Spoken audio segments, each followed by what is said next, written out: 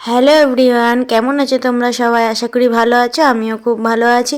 তো দেখো, শীতের শুরুতেই আমি বানিয়ে নিচ্ছি একটা নতুন জিনিস, মানে বাড়িতে আমি চালের পাঁপড় তৈরি করছি। তো সেটাই তোমাদের সাথে শেয়ার করে দিচ্ছি।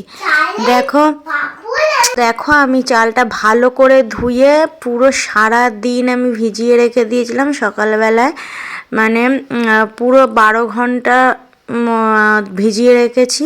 তো এখন বাজে রাত 8টা। তো এই 8টার সময় আমি চলে এসেছি চালগুলোকে এখন পেস্ট করে নেবো মিক্সিতে। দেখো, কোনো বাটাবাটির কোনো ঝামেলা নেই। তো মিক্সিতে আমি মিহি করে পেস্ট করে নেব, তোমাদের দেখাচ্ছি। দেখো, আমি পুরো চালটা পেস্ট করে নিয়েছি।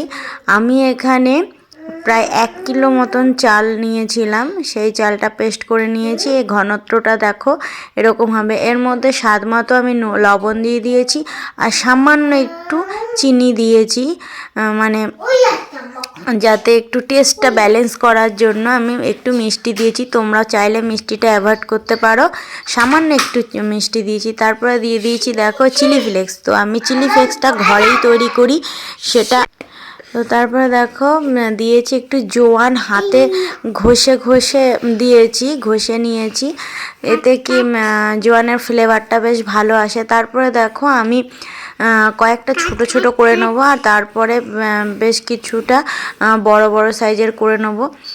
তো দেখো আমি ছোট ছোট প্লেটে একটু সাদা তেল ব্রাশ করে নিয়েছি, আর এইদিকে ওভেনে আমি গরম জল বসিয়ে দিয়েছি। আর ফুটো ফুটো যেই ঝাঁঝরি থালা আছে, যেগুলোকে বলে ফুটো ফুটো থালা বা ঝাঁঝরি থালা, যাই হোক, সেগুলো আমি বসিয়ে দিয়েছি। এই দেখো, এবার আমি এগুলোকে, তো আমার একটা করে দিতে হচ্ছে, কারণ সেই জায়গাটা হচ্ছে না, তাহলে কি কাত হয়ে যাচ্ছে, আর কাত হয়ে গেলে এক জায়গায় মোটা এক জায়গায় পাতলা হয়ে যাবে।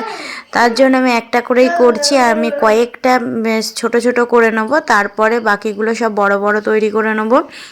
তো দেখো এরমভাবে বেশিক্ষণ সময় লাগে না, জাস্ট 1 মিনিট করে ভাপালেই হয়ে যায়। এটা 1 থেকে 2 মিনিট করে ভাপালেই বেশ সুন্দর। দেখো নিজে নিজে ঠান্ডা হলে এগুলো তুলে নেব।